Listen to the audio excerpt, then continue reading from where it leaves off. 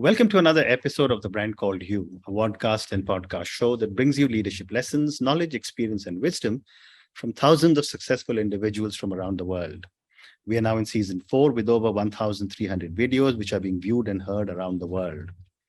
I'm your host, Ashutosh Garg, and today I'm privileged to welcome a very, very accomplished and senior professional from Australia, Mr. Bodhi Aldridge. Bodhi, welcome to the show.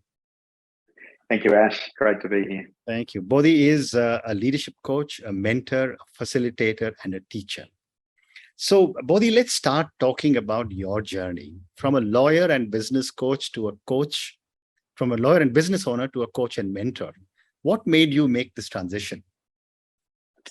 Yeah, it was interesting, Ash. So I was a lawyer. So when I finished school, my mum suggested I become a lawyer, and being a good boy, I went and studied law, and I worked for a couple of larger law firms and ended up running my own legal practice. And when I was in my late 30s, Ash, I've been doing this for, almost 20 years. I was married, I had children, but there was something more. There was something else that I wanted to offer the world. I didn't feel I was fully on purpose. I was juggling, my career and my family, children. And so I decided to get a coach. And she came in to coach me and my business. And she pretty quickly realized that I'd lost my passion for being a lawyer. And also seeing her as a coach, I realized that I was very interested in coaching. And so with the support of my beautiful wife, I ended up getting my business ready and sold my business, and then transitioned into coaching businesses, coaching leaders. And I've been doing that since then. Amazing. And how has your background supported your coaching philosophy, your style, and some of your values? I think it's interesting. I think one of the things for me, Ash, is because I was a lawyer, and I understand the pressures of being a lawyer, being in the boardroom, of achievement, of keeping everybody else happy. What it allows me to do, and I work a lot with men, I work a lot with young men who are navigating the same career path. And because I mentor them a lot, it's not necessarily about leaving their career. It might be, but it's about getting them to really understand themselves, really find their purpose. And because that's been my journey, and the hero's journey for me has been very much that. I think the fact that I come from a commercial background, plus I've studied extensively personal development, spiritual development, I think there's an opportunity for me to blend those and to really help young men to live the dream they want. Fascinating. And again, based on your amazing background, what are some of the unique perspectives you bring to your clients? I think the big thing for me is, as a mentor, because I've walked the path, a lot of my clients suddenly realize that a lot of what they're going through, I've been through. I'm obviously married, children, mortgage, commercial, business, running my own business. And what I've developed, Ash, is I've developed 6 key practices and 6 key frameworks. And this is what I teach my clients. And the practices are very much about how to get present. One of the big things with all the distraction at the moment is really the ability to get present.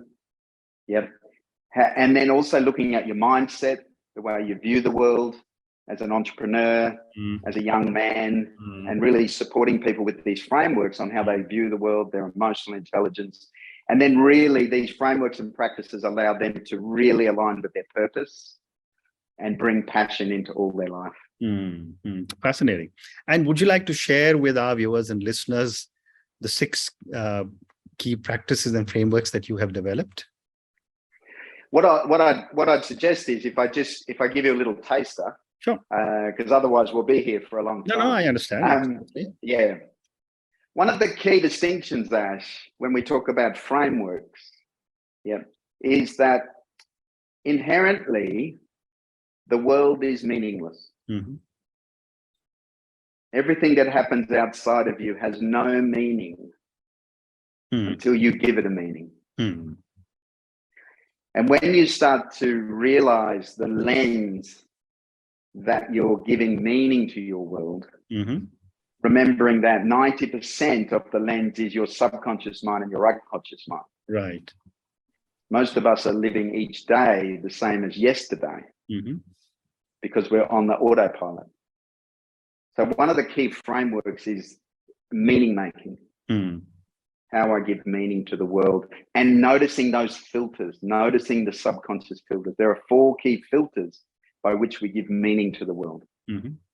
And these are subconscious. And just to go a little bit deeper with that, the 4 filters, the first key filter is our life experience. The second filter are your beliefs. The third filter are your values. And the 4th filter is what's called the fundamental operating context. Amazing.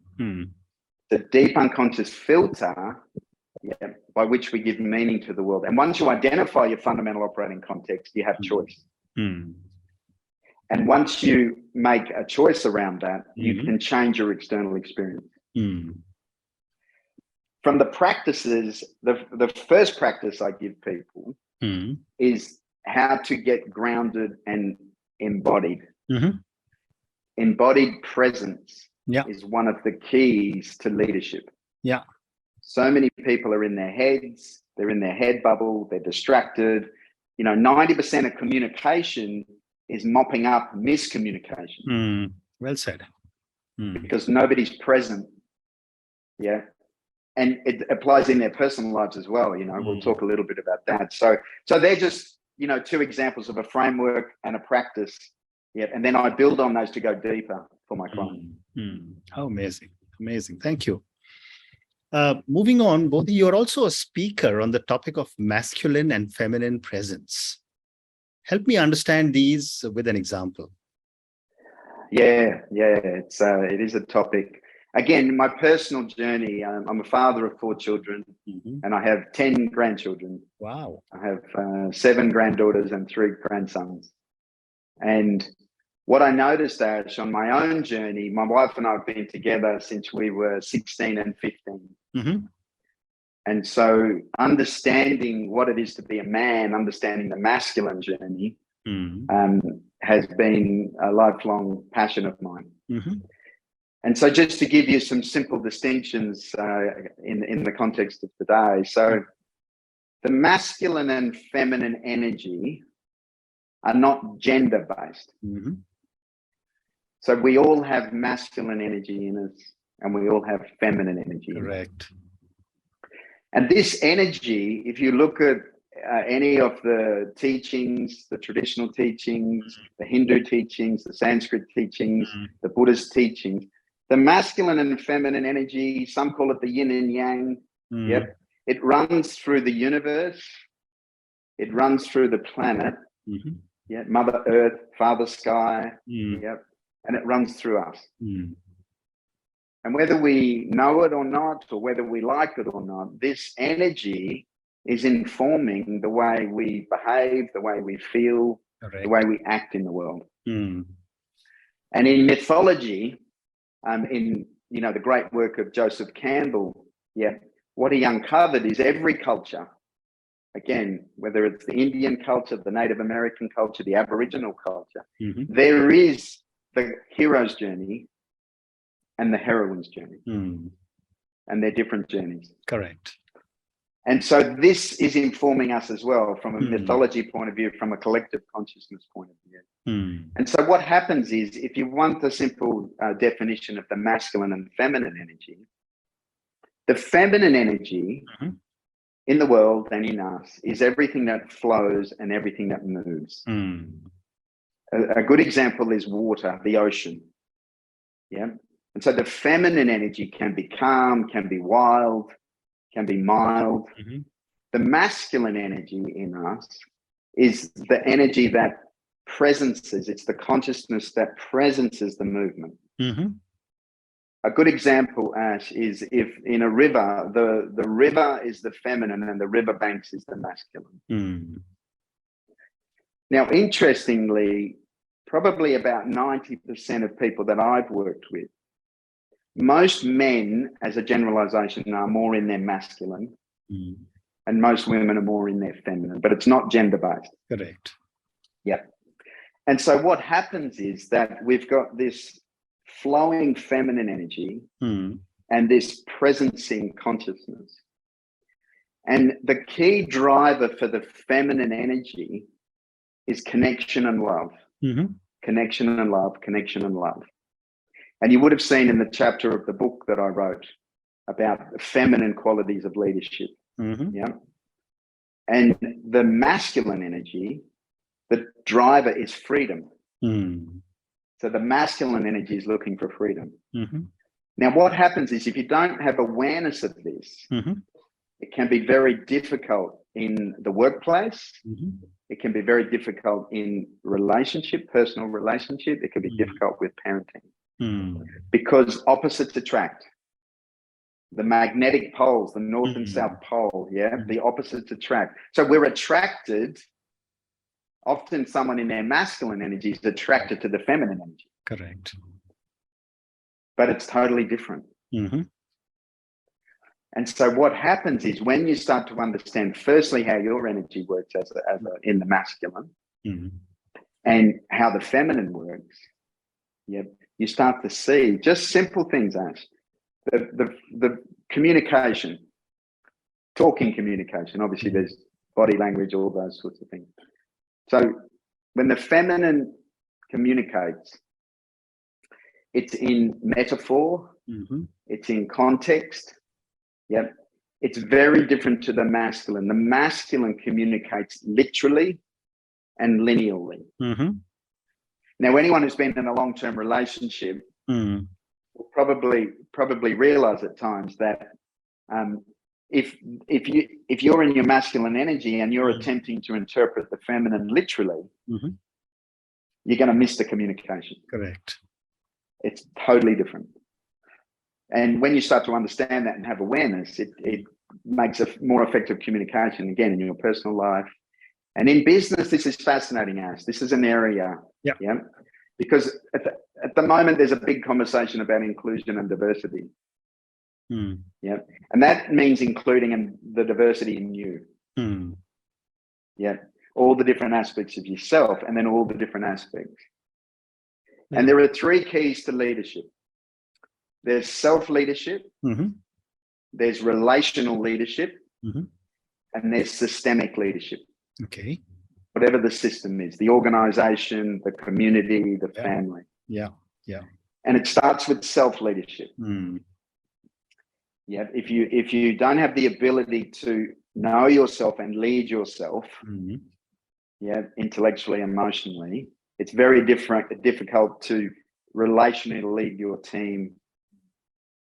And to be mindful, those of your listeners who are in senior roles in systems, and I've studied the systemic work, we know that the field of the system is giving us information all the time.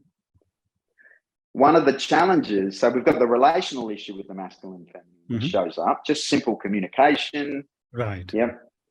But one of the interesting things, Ash, is that our business structures, have been designed by the masculine. If you think about the CEO, the general manager, the pyramid that most organizations operate from, it's designed for war. It's designed for combat. We have a general manager. We have a chief executive. The feminine energy in traditional culture, it's a circle. Feminine leaders, the wisdom holders in feminine culture, Aboriginal culture, Native American culture, they sit in circle. The communication is very different. It's all that deep listening, deep democracy movement that's coming. And so what I'm always intrigued with is when I work with organizations, these structures are based on power and control. They don't have to be, Yeah. but often that's how they've been set up. Mm. And when you've got, and somewhere there's the intention of power and control, not true power, power over, you suddenly create this incredibly challenging systemic organization. Mm. And if we look at the studies around the feminine and the feminine's ability to have more influence in an organization, these structures don't allow it. These structures aren't built for it. Yeah. The feminine operates in us very differently. Well Does that make some sense? Absolutely. Absolutely. Yeah. And before I ask you my next question, I somehow missed asking you a question about your book. Tell me the name of the book and whether it's available on Amazon. It's available on Amazon. I was a co-author in a book called Visionary Male Leaders. Yep, okay. Those who've integrated feminine qualities. Ah, wonderful. And my oldest son actually wrote a chapter as well. He's a business coach. Okay. Yeah. And it was a real delight. There were 11 authors, I think, in the end. It's on Amazon. It's called Visionary Male Leaders, as I say. It was a #1 bestseller at the end of last year in the UK, in the US, in business, and also in HR. And it was fascinating, Ash, because again, what I'm noticing, I work with some senior leaders as well around the globe, is that obviously we've got the mindfulness movement, which opens the door to self-awareness. But we've also got this, once you open the door, you start to realize how you show up energetically. Well said. Okay. And when you start to adopt some of those feminine qualities, such as receptivity, such as flow, your leadership goes to another level. Well, I'm going to check out the book, Visionary Male Leaders. And one of the authors is Bodhi Aldridge, and I'm going to ask all my viewers and listeners to check it out. So, Bodhi, moving on, for someone who's done so many amazing things in life, what does success mean to Bodhi? Joy. And I'm going to ask you this in the context of all the artifacts and Swami Paramahansa I see behind you, and a lot of Hindu artifacts and Buddhist artifacts behind you. So what does success mean to you? Yes. The first response, as I say, is joy. So if you think about it, Ash, every morning when you wake up, there are 2 trains that you can get on. One is called the resistance train, and one is called the flow train. Now, a lot of people get up and they're resisting life. They're resisting their emotions. They're resisting their relationships. They're resisting their thinking mind. And it's a very tiring struggle, push energy. I've got to get through it. And other people get up and get in the flow. And when I teach people how to get in the flow through presence, the flow is where your joy lives. What makes my heart sing. And so success to me, Ash, in a very simple definition, is aligning with the flow and joy in your life and bringing it into your work, bringing it into your relationships, all that you give the world. Now, to do that, given your reference to some of my teachers, spiritual teachers, is you have to, the interesting thing with purpose is there are 3 layers to purpose. The first layer is the inner purpose. You have to come within. All the traditional teachers, the Buddhists, the Hindu, and coming within, ultimately, like I say, mindfulness starts that journey because the Holy Grail is within you. Then there's the outer purpose. And the journey with the outer purpose is moving from your egoic purpose to your heroic purpose. Okay. That's the outer journey, the expression in the world. And then ultimately there's the higher purpose. As you do the work, as you mature, when you get a little bit grey like you and I, you start to connect with that higher purpose. Correct. Fascinating. And so, so they're the nuances of success, I guess. Very interesting. And Bodhi, my last question to you, and this is for the many, many people who will listen to our conversation. Based on your amazing life journey, lawyer, business owner, coach, mentor, what would you say are 3 lessons you would like our viewers and listeners to take away? I think I'll answer it in 2 ways. The first is the advice I would give all of the listeners is, firstly, be a lifelong learner. Yeah. Don't stop learning. Yeah. Self-development, personal development, business development, spiritual development. Secondly, get to know yourself.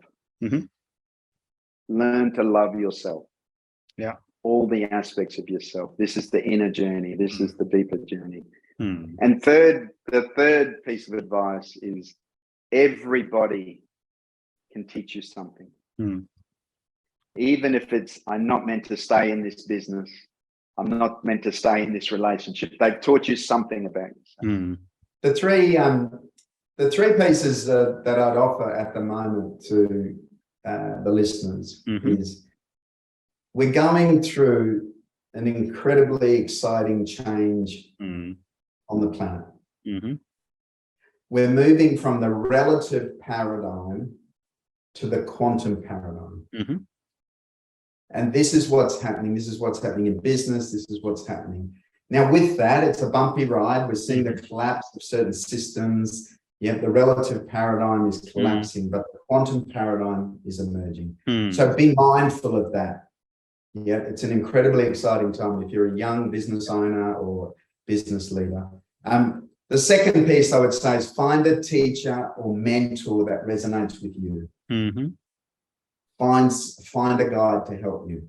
In the hero's journey, in the mythology, they met the sage, they met Yoda, they met the teacher. And the third piece is, always remember, even for you and I, Ash, you don't know what you don't know. Correct. Well said. Bodhi, on that note, thank you so much for speaking to me. Thank you for talking to me about your amazing journey, about some of your incredible philosophies and teachings as a coach. Thank you for speaking to me about your 6 fundamental and 6 practices. Thank you also for your amazing lessons, which were really, be a lifelong learner, know yourself, and everybody can teach you something. Thank you again for speaking to me, and good luck to you. Thank you so much, Ash. Thank you. Thank you. Thank you for listening to the Brand Called You videocast and podcast, a platform that brings you knowledge, experience, and wisdom of hundreds of successful individuals from around the world. Do visit our website, www.tbcy.in, to watch and listen to the stories of many more individuals. You can also follow us on YouTube, Facebook, Instagram, and Twitter. Just search for the Brand Called You.